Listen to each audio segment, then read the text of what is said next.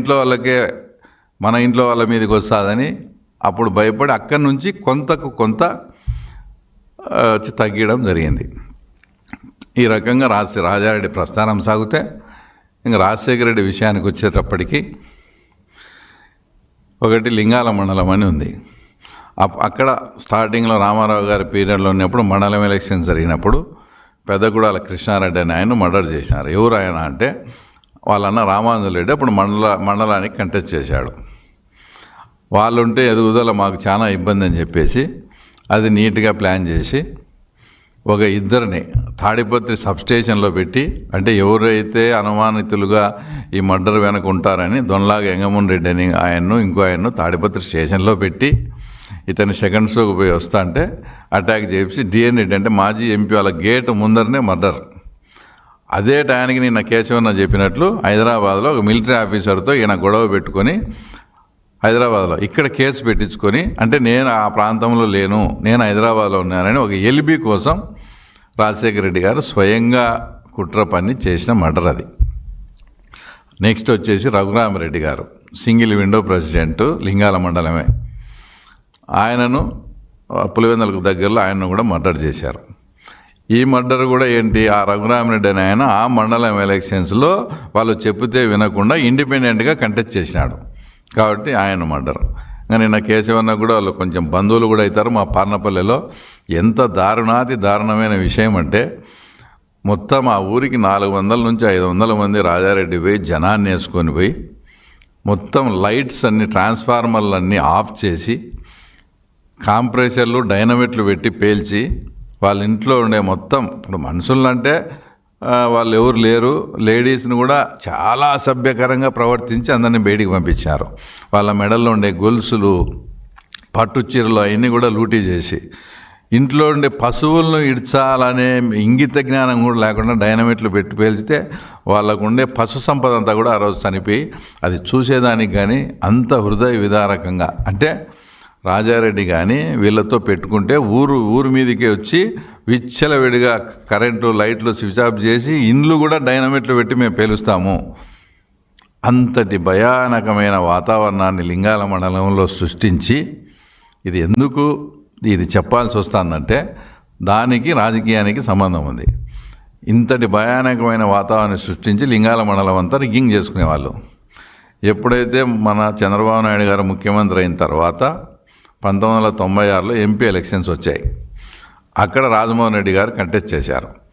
అప్పుడు ఈయన 4,000 చిల్లర 5,000 స్వల్ప మెజార్టీతో గెలిచినారు. అప్పుడు ఏం జరిగింది, లింగాల మండలంలో అబౌవ్ 90% పోల్ అయినాయని చెప్పి మొత్తం లింగాల మండలం బాక్సులంతా రిగ్గింగే. ఆ బాక్సులన్నీ పక్కన పెడితే మళ్ళా కింద పడి ఆ బాక్సులు ఎంచుతే అంతా కూడా వన్ సైడ్ రిగ్గింగ్. అంటే ఒక హత్యలు, లింగాల మండలంలో 2 హత్యలు, ఒక డైనమిట్లు పెట్టి భయభ్రాంతులను చేసి ఓట్లన్నీ చేయించుకొని ఆ తర్వాత ఆ రోజే మీరు ఎంపీగా ఓడిపోయింటే మీకు ఇంత రాజకీయ భవిష్యత్తు ఉండేది కాదు. అంటే ప్రతి మర్డర్ వెనుక కూడా వాళ్ళ ఒక పొలిటికల్ గెయిన్ అనేది ఉంటుంది.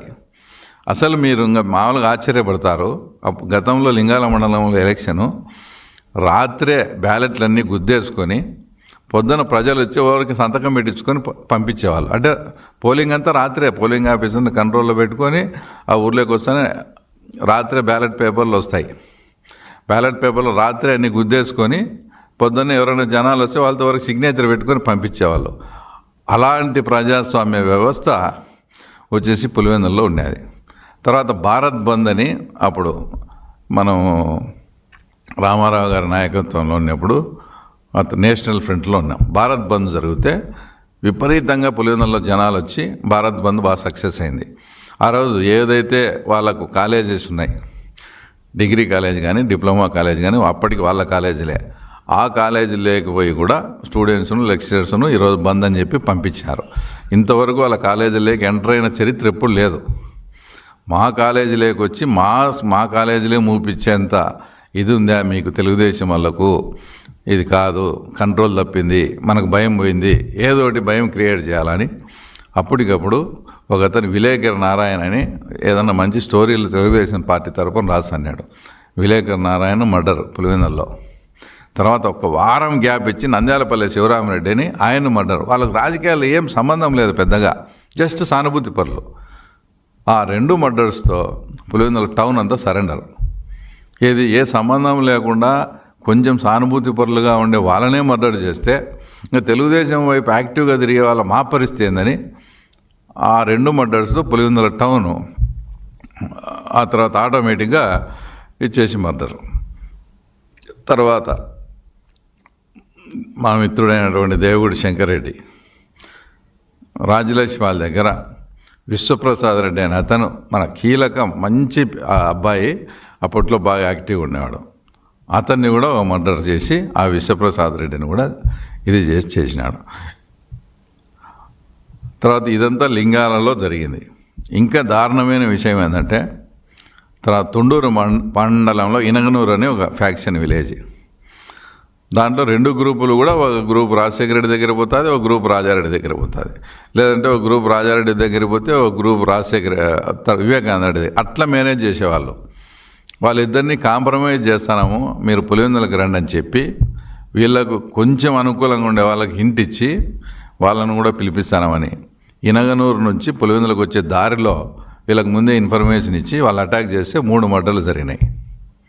చూడండి ఎంత దారుణంగా వీళ్ళు ఆ తర్వాత హత్యలకు రాజకీయానికి ముడిపెట్టి, అప్పుడు మళ్ళీ వాళ్ళందరూ జైలుకు పోతే వాళ్ళని జైలుకు పోయి వీళ్ళే కాపాడి వీళ్ళే తీసుకొస్తారు.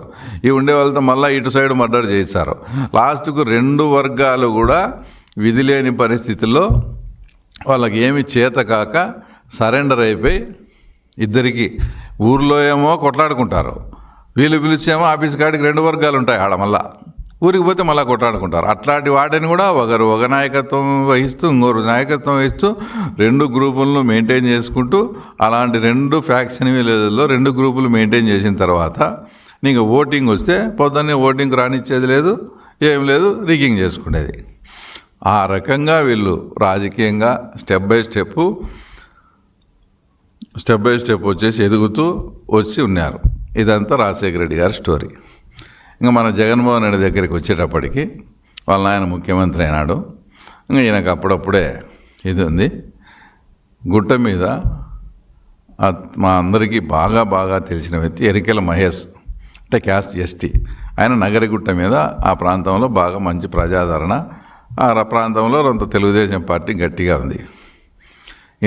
అప్పుడు ఈయనంతా బెంగళూరు బేస్డ్ జగన్మోహన్ రెడ్డి.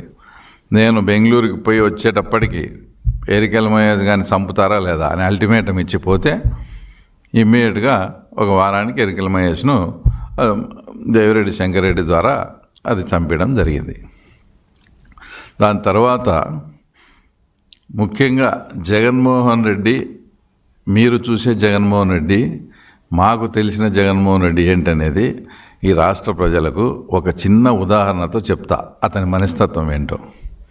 ఆ ఎరికెల మహేష్ అనే అతన్ని చంపిన తర్వాత మళ్ళీ 6 నెలలకో 9 నెలలకో ఆ మహేష్ వాళ్ళ తమ్ముని కొడుకు ఉదయ్ అని జస్ట్ 19 years, వాళ్ళ ఫ్రెండ్ సాకే రామాంజలి 20 years, వాళ్ళు కూడా ఇబ్బందిగా ఉంది, మా పెదనాయన చంపిన వాళ్ళని మేము చంపుతామని వాళ్ళని అన్నట్టు ఇదంతా క్రియేట్ చేసి వాళ్ళని కూడా మర్డర్ చేయాలని ప్లాన్ చేసుకున్నారు. సరే, ఏదైతే ఇప్పుడు వివేకానంద రెడ్డి కేసులో అనుమానితునిగా చనిపోయిన కువైట్ గంగాధర్ రెడ్డి అనే వ్యక్తి ఆ రోజే దేవిరెడ్డి శంకర్రెడ్డి అతనితో కోర్ట్ ఆపరేషన్ చేసి ఆ ఉదయ్ అనే అబ్బాయిని సాకే రామాంజన్ను వేరే వాళ్ళ ద్వారా ఈ కువైట్ గంగాధర్ ద్వారా పిలిపించి వాళ్ళకు బీర్లో ట్యాబ్లెట్లు వేసి బీర్ దాపి వాళ్ళు అన్కాన్షియస్లోకి వెళ్ళిపోయినారు.